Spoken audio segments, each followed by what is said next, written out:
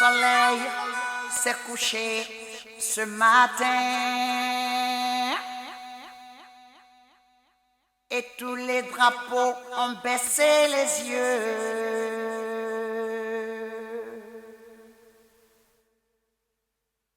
Devant ce char d'assaut, nos sanglots montent là-haut. Now, throughput accounting, right, actually deals with a limiting factor scenario. Well, in F5, right, among one of the things which you know, right, as part of the modern costing systems,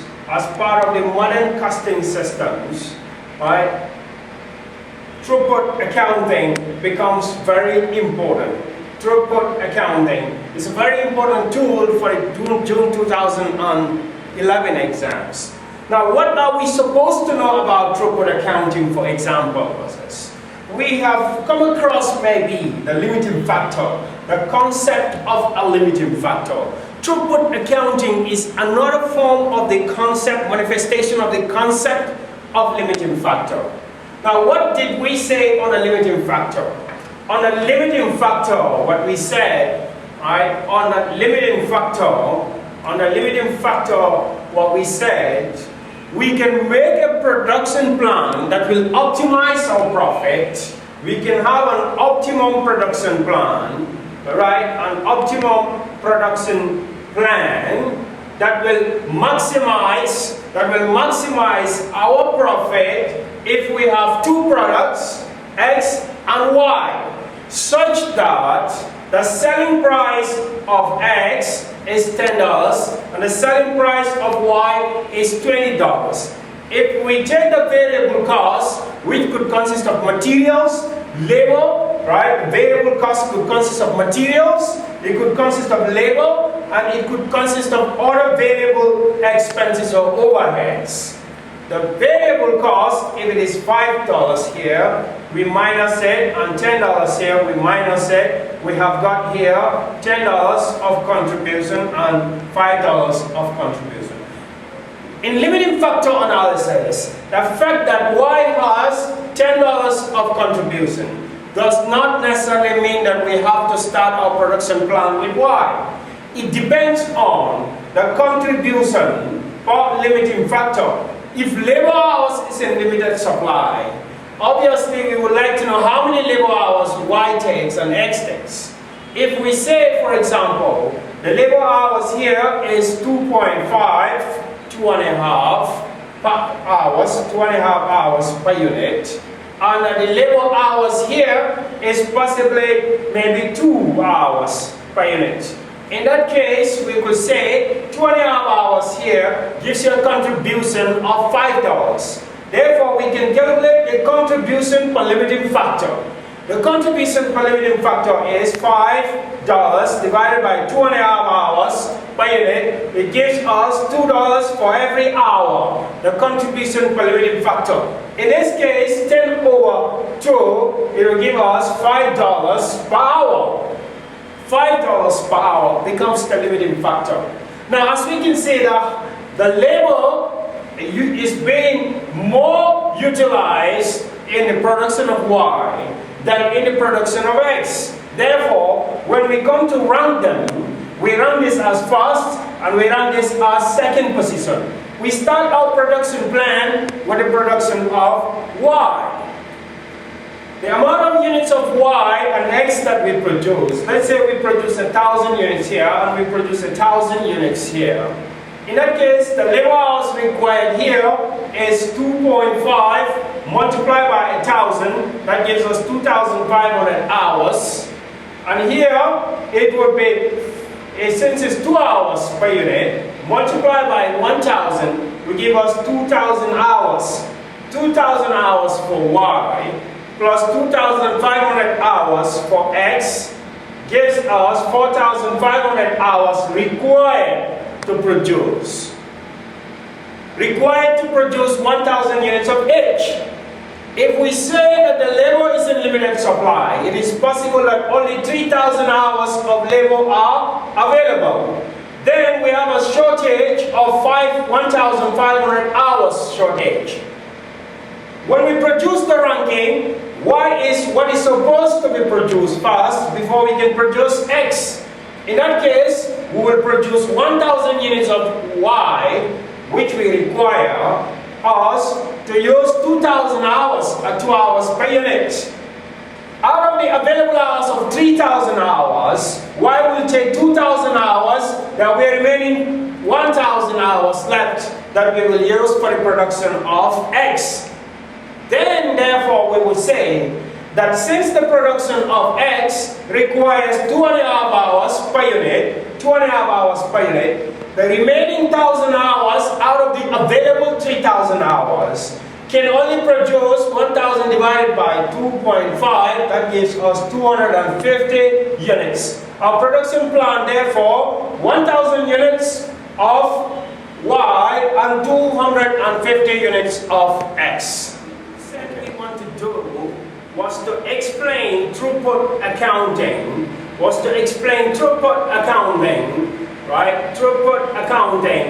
right? But through introducing the concept of limiting factor.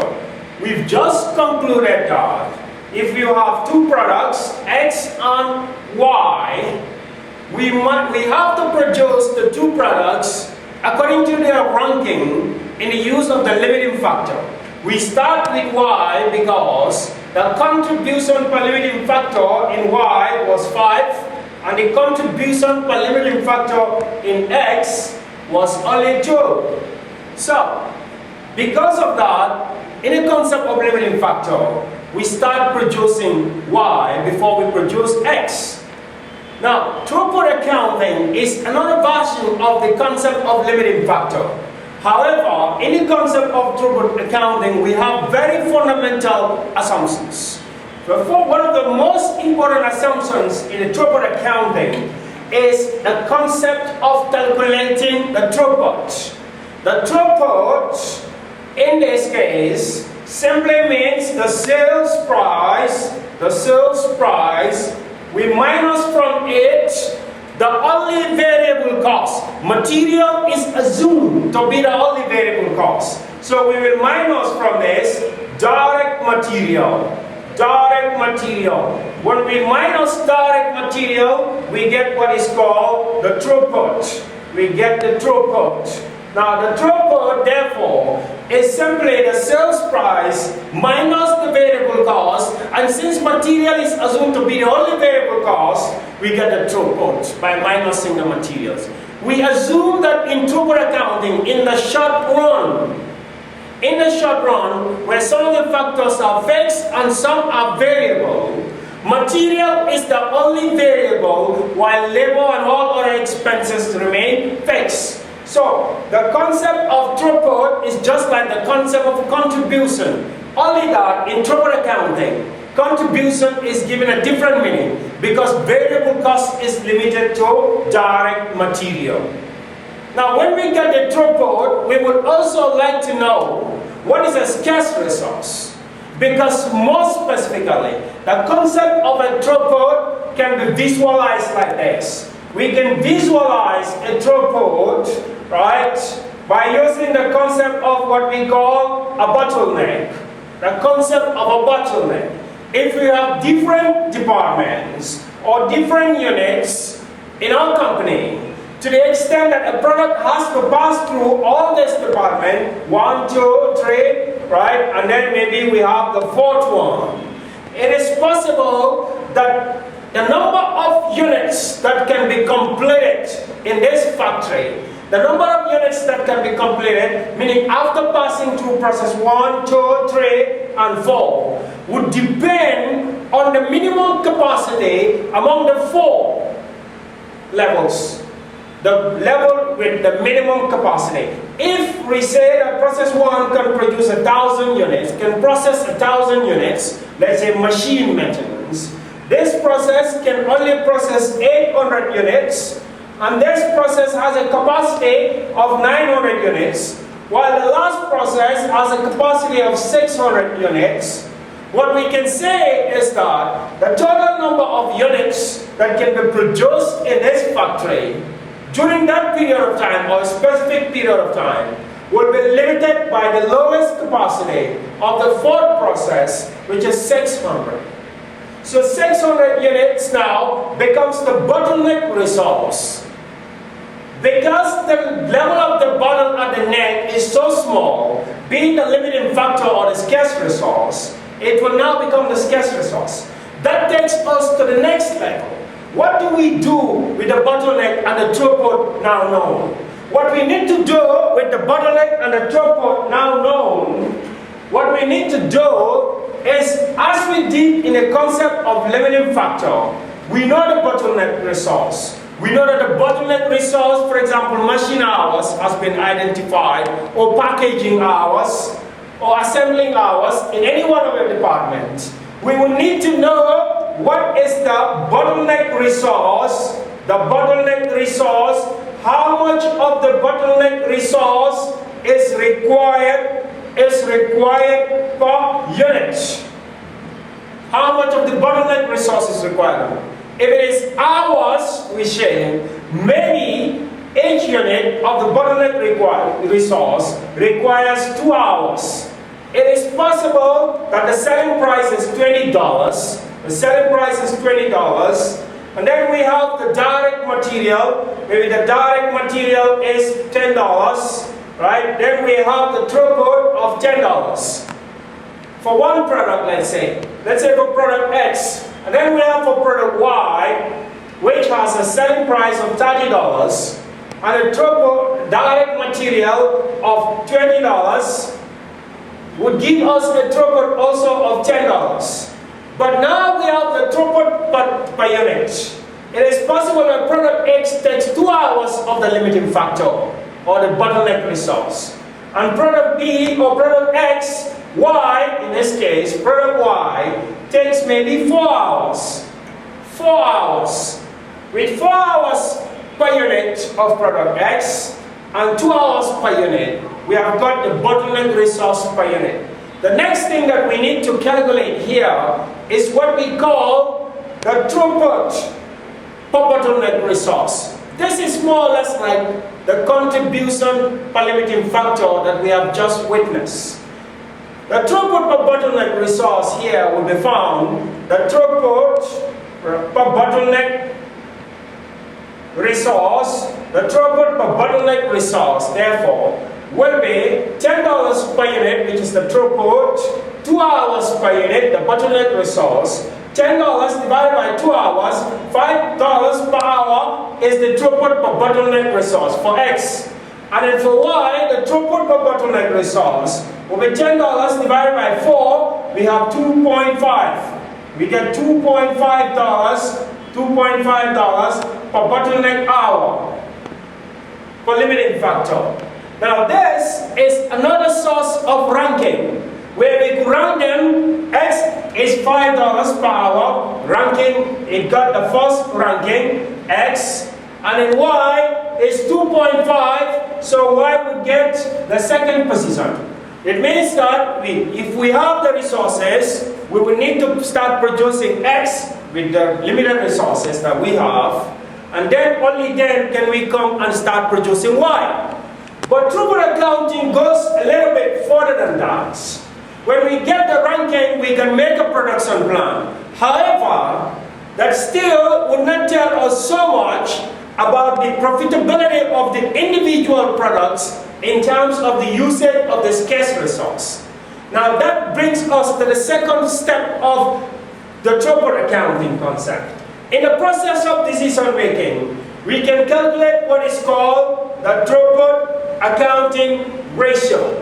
We can calculate the throughput accounting ratio. The throughput accounting ratio. The throughput accounting ratio will compare two things.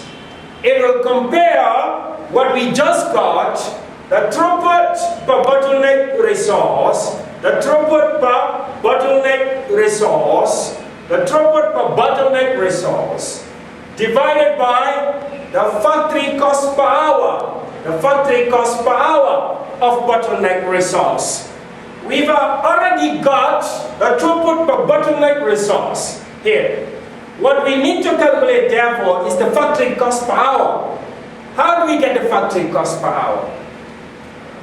The factory cost per hour will be the total factory cost, the total fixed cost of the factory, we divide it by the bottleneck resource, the total of the bottleneck resource.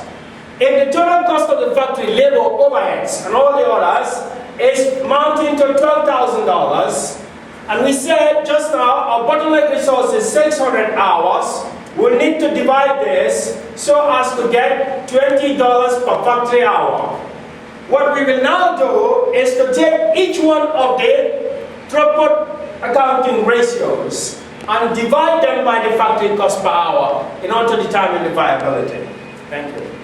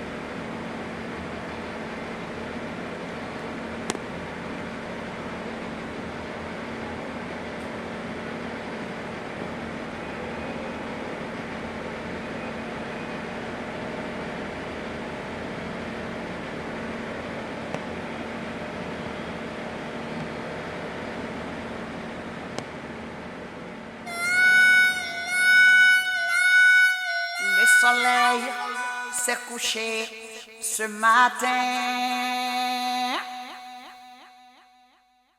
et tous les drapeaux ont baissé les yeux.